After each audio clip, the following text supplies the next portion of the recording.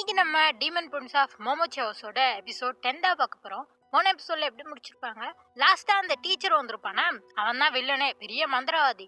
அவன் வந்துட்டு ஹீரோவை பிடிச்சிக்கிட்டு, இது மாதிரி நீ என்னோட டீமன் ஆயிட்டினா என் கூட இந்த வெளி உலகத்துக்கு நீ வரலாம் அப்படிங்கிற மாதிரி சொல்லியிருப்பானா. அதோட ஹீரோவால நுயி ஃபார்முக்கு மாறவே முடியாது. அது ஏன்னு சொல்லுவாங்க. அதோட அதுக்கு முன்னாடி ஹீரோவோட ஒரு சின்ன பாஸ்ட்டை பத்தி காட்டுவாங்க. என்னன்னா, ஹீரோவால இந்த பேயெல்லாம் பார்க்க முடியுதாம். அதை பத்தி சொன்னா ஸ்கூல் பசங்க நம்ப போறாங்க. சுத்தி நின்று வேணா புள்ளி பண்ணிட்டு இருப்பாங்க. என்ன நீ வந்து அட்டென்ஷனுக்காக இப்பெல்லாம் பேசுறியா அப்படிங்கிற மாதிரிலாம் இவனை பிடிச்சி ஒம்பழுத்துட்டு இருப்பாங்க. வீட்டுக்கு போனாலும் அதே நிலைமை தான். அவங்க அம்மா அப்பா பிடிச்சி இவனை திட்டுவாங்க.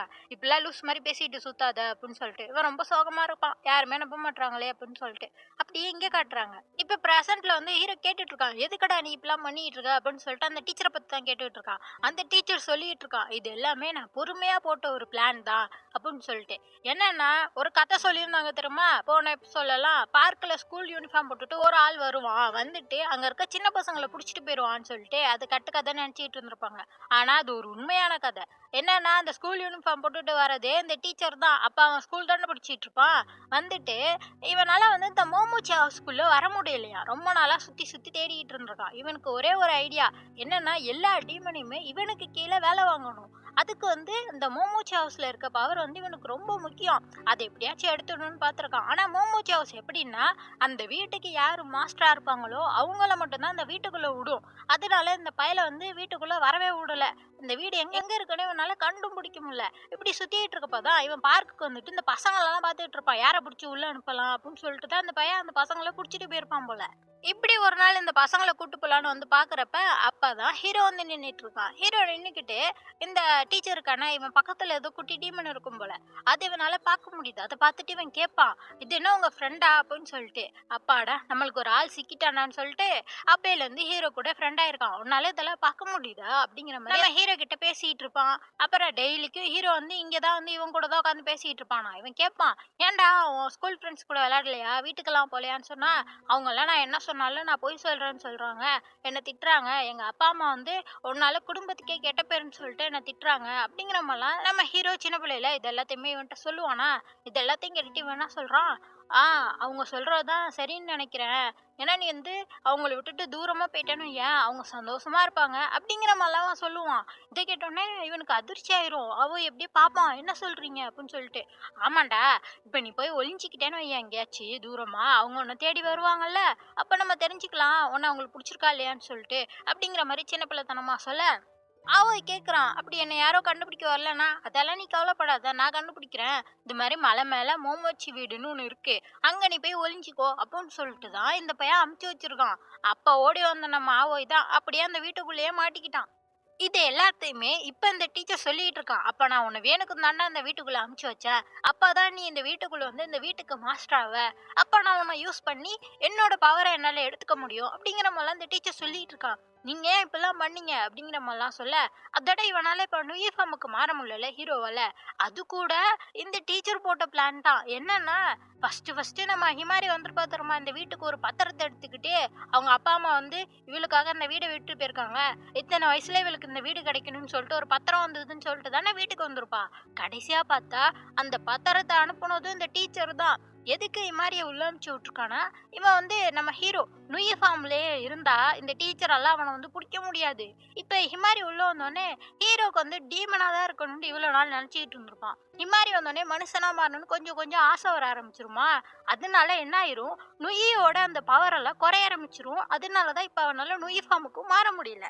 அதை தான் இந்த டீச்சர் சொல்லிட்டு இருக்கான். இப்படி எல்லாமே நான் போட்ட பிளான் தான், எல்லாமே எனக்கு ஏத்த மாதிரி நடக்குது, இனிமே நான் நினைச்ச மாதிரிதான் எல்லாம் நடக்கும் அப்படிங்கிற மாதிரி சொல்லிட்டு அந்த மந்திரக்கோலை வச்சு தரையில தட்ட, அவ்வளவுதான். இங்க ஆவோயி சே யுக்காரி அந்த டீச்சர் 4 பேரும் மறைஞ்சு போயிடுறாங்க. இது மாதிரி பாக்குறா, ஐயோ எங்க போனாங்கன்னு சொல்லிட்டு தேடிக்கிட்டு இருக்கா.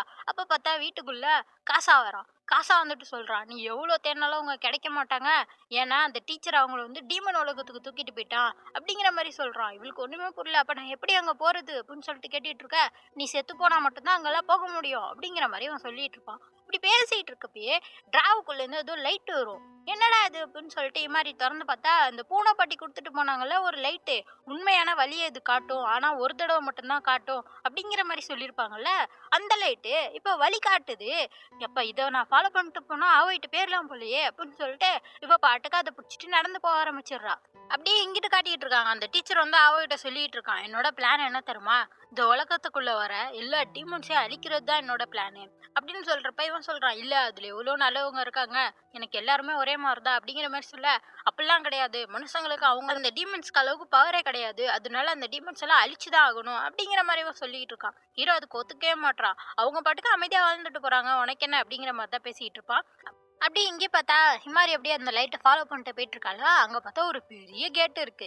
அது முன்னாடி போய் நிப்பா. பார்த்தா அங்கே ஒரு கேட் கீப்பர் இருப்பான். அவன் வந்துட்டு ஹிமாரியை போய் உன்னை சாப்பிட நல்லா இருக்கும் போலயே அப்படிங்கிற மாதிரி தான் சொல்லிட்டு இருப்பான். இவ சொல்றா, இது மாதிரி என்னோட ஃப்ரெண்ட்ஸ் எல்லாம் தொலைஞ்சிட்டாங்க, அவங்கள கண்டுபிடிக்கிறதுக்கு தான் வந்திருக்கேன், அதுக்கு இந்த கேட்டு பின்னாடி எதுக்குள்ளோ இருக்குமா கொடுங்களேன் அப்படின்னு சொல்றப்ப அவன் வந்து அதெல்லாம் முடியாது, நீ உள்ள போகணும்னு சொன்னா அதுக்கு ப்ரைஸ் இருக்கு, உன்னோட சோலை கொடுத்துட்டு உள்ள போ அப்படிங்கிற மாதிரி சொல்றான். அப்படிலாம் என்னால தர முடியாதுன்னு சொன்னா இவ கையில வந்து லைட் வச்சிருந்தால, அந்த லைட்டு தானாவே அவன் வாய்க்குள்ள போயிருது.